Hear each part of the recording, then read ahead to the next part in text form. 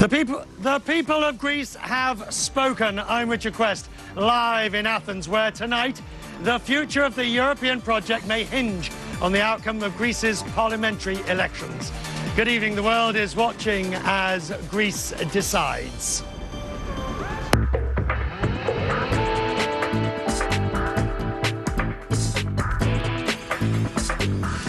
This is CNN. We're live in Athens for you this evening. The Greek people have voted in a pivotal election. Its impact won't be felt here, but not just only in the country.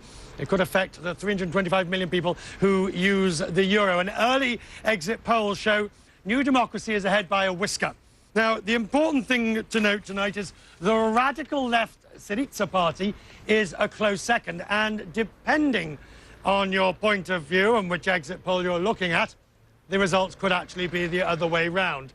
We will have a clearer view as the official results start to trickle in around an hour and a half from now. The eyes of the world are on Greece tonight. Our teams in New York and Spain will tell us why Greece's spiralling crisis has global consequences. And we will also be putting it into the wider issues, not only for the Eurozone, but also what it would mean for the euro itself, the relationships with other countries. Stavros Lambrinidis is with me, the former Greek foreign minister. Good evening to you, sir. Good evening. Thank you for joining us. And you were the foreign minister under PASOK. What do you think, what is your understanding of how the results look tonight? Well, clearly you have a split country on the basis of the vote. And you have two parties that are very close to each other. You have the ruling party of the past, PASOK, being much lower.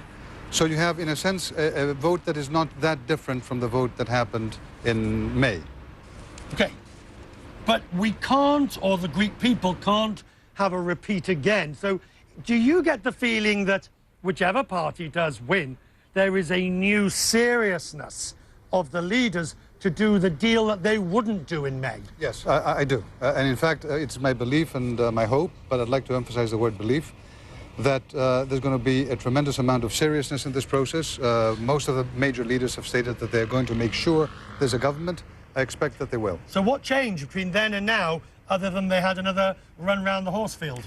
I think many things changed both in Greece and in Europe.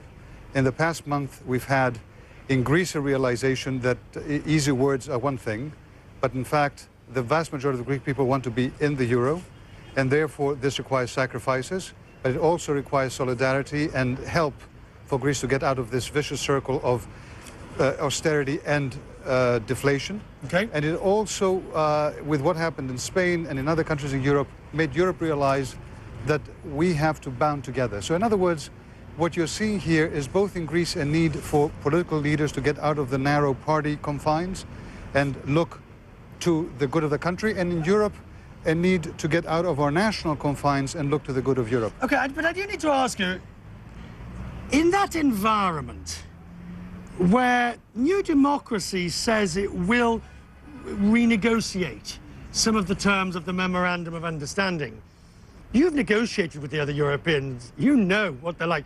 Do you think they will give ground? I think that Europe wants to see from Greece the responsibility that Greece did not show in the past several years in terms of fiscal seriousness. And I think that Greece has managed in the past 2 years to show that it's there. However, Europe also understands, and this is a European, not a Greek debate, that austerity in and of itself without growth measures at the same time cannot bring a country out of a hole. This is a good time, as opposed to the perfect bad storm we had a few months ago in Europe and in Greece. We are potentially at the verge of a perfect good storm.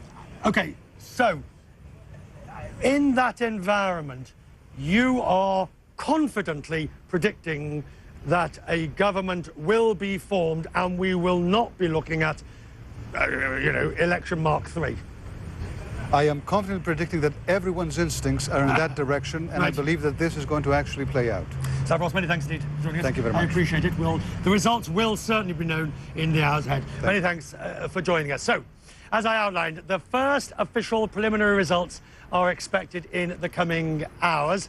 Our senior international correspondent, Matthew Chance, is with me from the election centre in Athens. We knew, and we know at the top of the hour, the results. We do get more results, Matthew. So tell me, do we have a more definitive exit poll yet?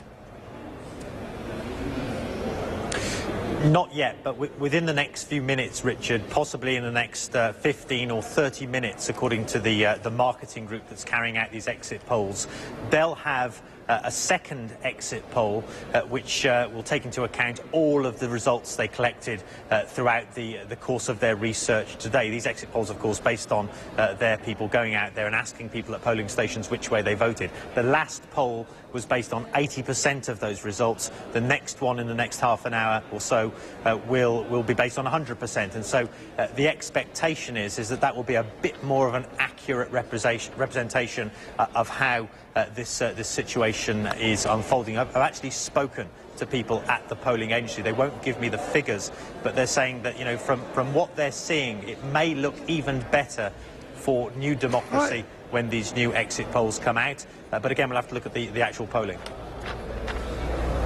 All right, now as that moves forward, let's just put the leaders to one side, Matthew. Further down, it seems as if the success of New Democracy and Syriza is very much at the expense of those lesser parties, and some would say the extreme parties, who've seen their vote collapse tonight. Yeah, I think that's certainly true for the more sort of fringe left-wing parties like the Democratic Left and the Independent Greeks and things like that. These people garnered, you know, around the sort of 10% mark in the election 6 weeks ago. They've dropped by half, essentially, the amount of support they've attracted. The one exception, of course, the neo-Nazi party, the Golden Dawn party, they seem to have maintained something in the region of what, according to these opinion polls, 6 to 7.5%. In these exit polls, and so they've managed to maintain a certain amount of support in the country.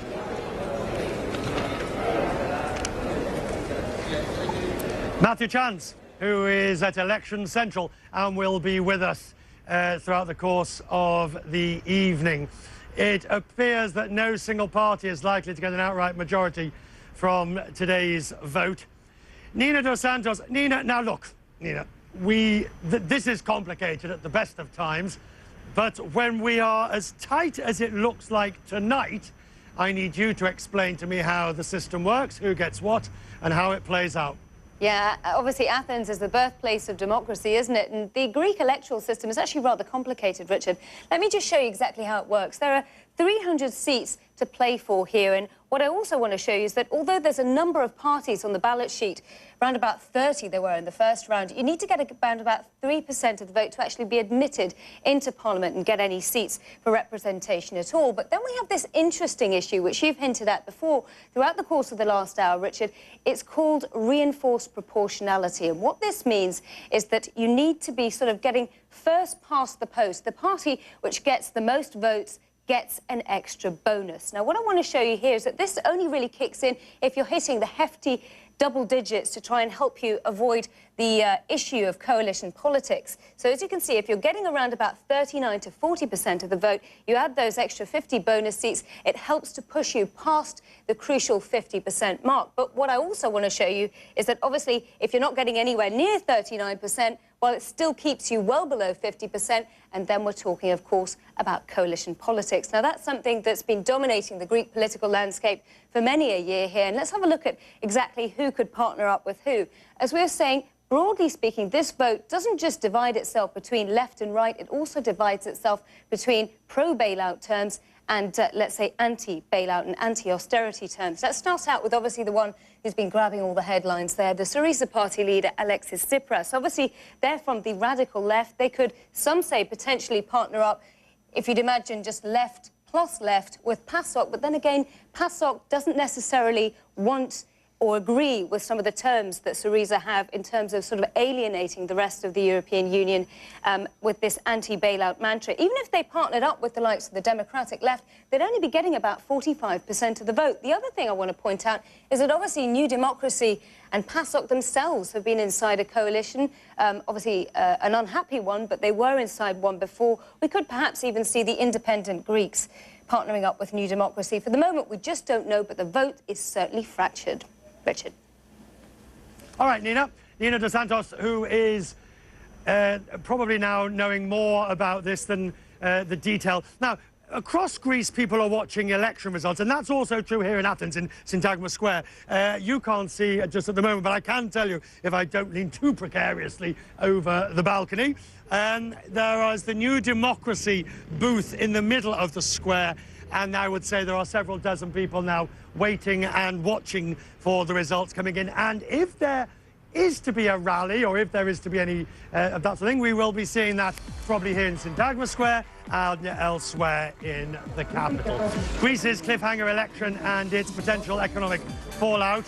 You are watching people watching the results coming in. We are waiting for that full exit poll. And in a moment, we'll be talking to one of the major voices in Greece's business community, the head of Athens Stock Exchange, in a moment. Good evening.